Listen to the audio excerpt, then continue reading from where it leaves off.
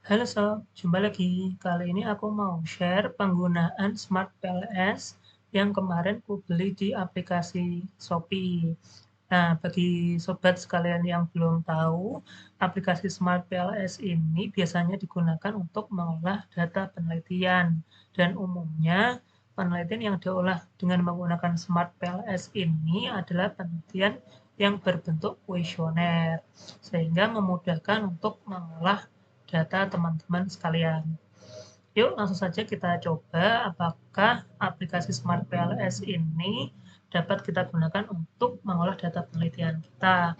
Nah, perlu dicatat ya Sob, jadi dengan harga Rp16.000 itu untuk originalitasnya atau lisensinya aku tidak menjamin, tapi bisa kita coba saja ya Sob.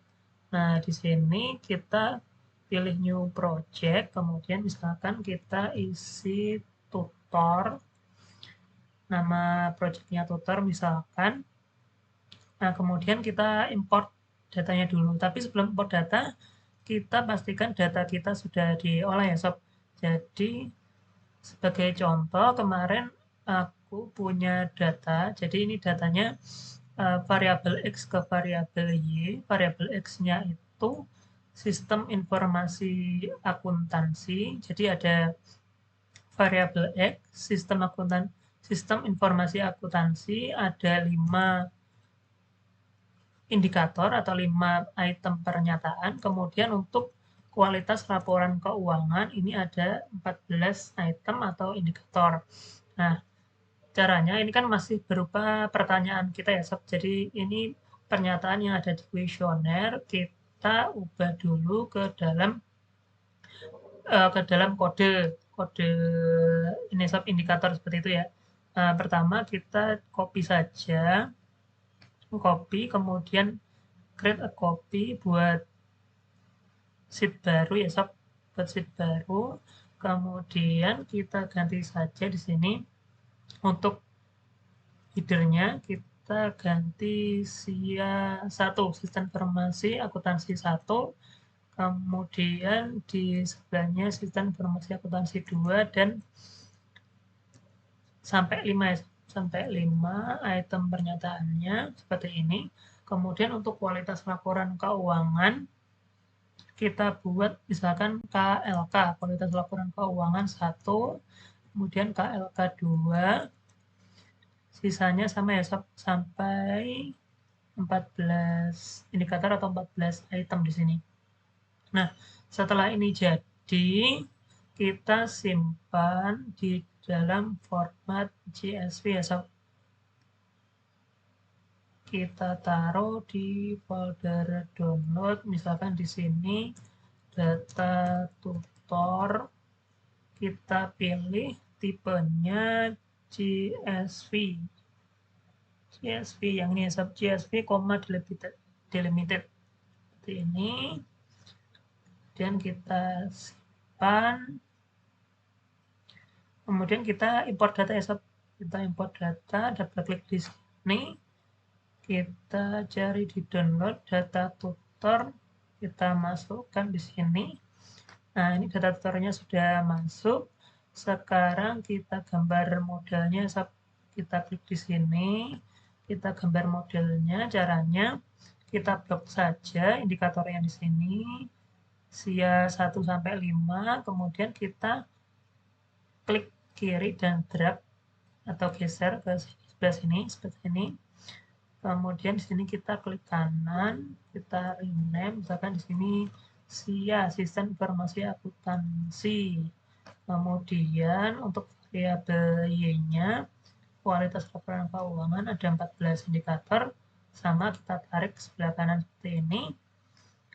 Kita rapikan di sini ya Sob, kita rapikan di sini, kita ubah namanya menjadi KLK seperti ini. Nah, kemudian kita gambar garisnya atau garis penghubungnya di sini, kita tarik dari kiri ke kanan seperti ini. Oke, nah ini udah berwarna biru, artinya sudah connect garis penghubungnya. seperti ini. Jadi hubungannya dari SIA ke KLK. Nah, langkah berikutnya untuk menggunakan Smart PLS itu setelah menggambar model, kemudian kita uji untuk alter modelnya melalui menu ini, calculate, kemudian PLS algorithm.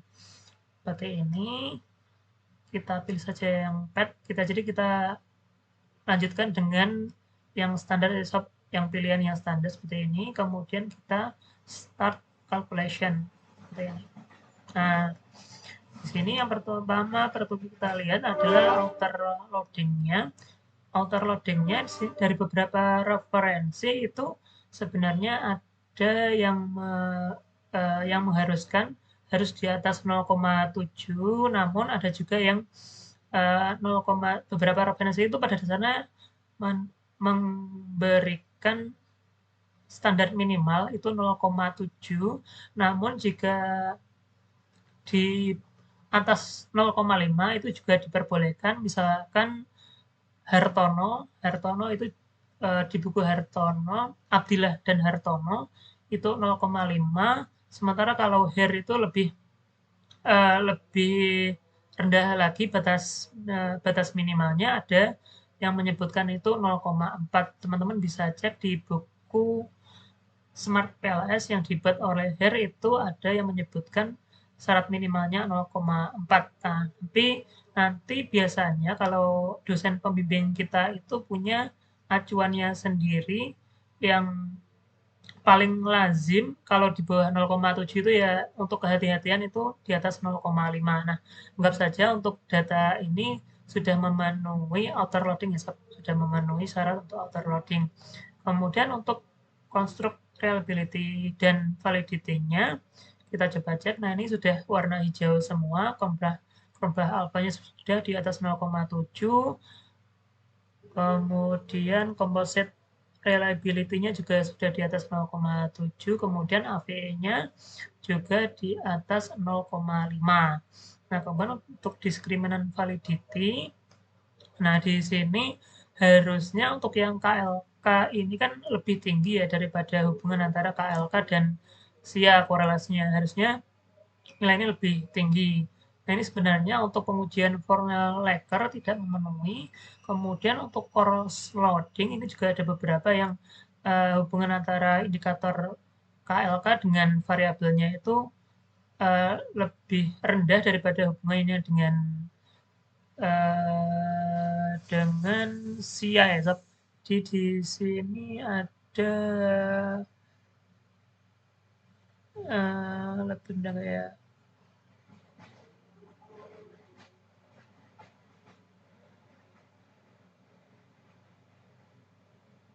sepertinya nggak ada ya kalau untuk cross loadingnya sepertinya aman untuk cross loading seperti ini. Ini sudah di atas korelasi dengan SIA.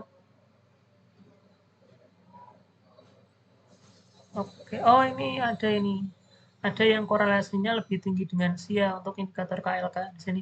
Ini kan harusnya nilai yang ini lebih tinggi daripada nilai yang ini, namun ini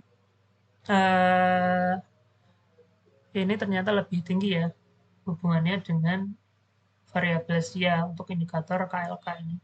Nah, kalau melihat ini, sepertinya ini juga cross loadingnya ada beberapa yang tidak memenuhi. Namun di sini untuk heterothread monothread-nya itu dia di bawah 0,9. Ini sudah memenuhi standar untuk HTMT atau heterothread monothread seperti ini.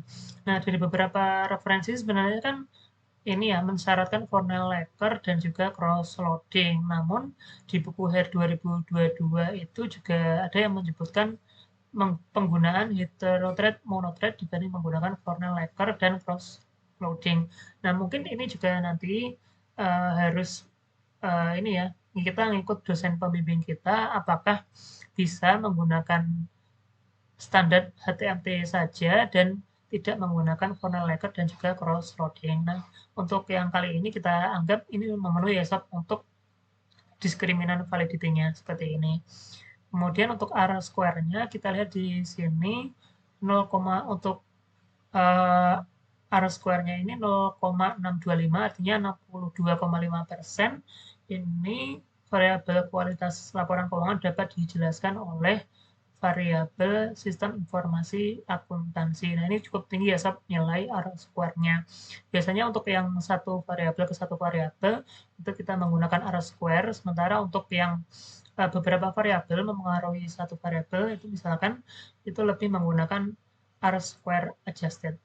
Nah, sekarang ini untuk pengujian outer loading-nya. Sekarang kita coba untuk pengujian bootstrapping-nya atau kita menguji untuk hipotesisnya.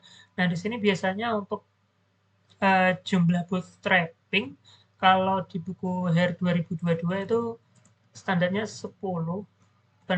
Standar ya, mungkin acuannya lebih ke 10.000 kali agar lebih stabil hasilnya. Kemudian karena ini pengaruhnya positif, jadi hipotesisnya satu arah, variabel sistem informasi akuntansi mempengaruhi kualitas laporan keuangan, kita pilih total, kemudian untuk signifikan levelnya yang biasa digunakan adalah 5% atau 0,05. Kemudian yang ini kita pilih aja bias corrected and expected bootstrapping, kemudian kita start calculate. Nah, untuk bootstrapping yang 10.000 atau mungkin yang lebih besar itu mungkin prosesnya yang lebih lama saja ya, Sob. Prosesnya agak sedikit lebih lama, apalagi kalau variabelnya mungkin banyak. Nah, ini sudah keluar hasil bootstrapping-nya, hubungan antara sistem informasi akuntansi dan kualitas laporan keuangan. Nah, di sini kalau kita lihat value-nya atau probability value-nya itu 0,05, yang artinya hubungan antara SIA dan KLK itu probability-nya bahwa hubungan ini suatu kebetulan itu 0,00. Kemudian untuk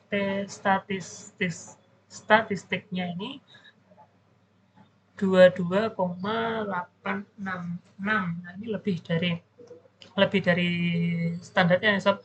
Kalau standarnya itu kan kalau untuk hipotesis total itu 1,65 biasanya, 1,65, sementara untuk hipotesis one tail itu 1,96 sekitar itu. Nah, artinya ini hubungannya terbukti atau mendukung hipotesis yang diajukan bahwa sistem informasi akuntansi itu berpengaruh positif pada kualitas laporan keuangan, seperti itu. Nah, sementara itu dulu ya, Sob, penggunaan Smart PLS yang aplikasinya ini kita beli dari aplikasi Shopee. Nah, bagi teman-teman yang ingin diskusi lebih lanjut atau ingin pembahasan apa selanjutnya terkait Smart PLS ini, silakan komen di kolom komentar. Itu saja dulu, mudah-mudahan bermanfaat. Sampai jumpa lagi. Dadah.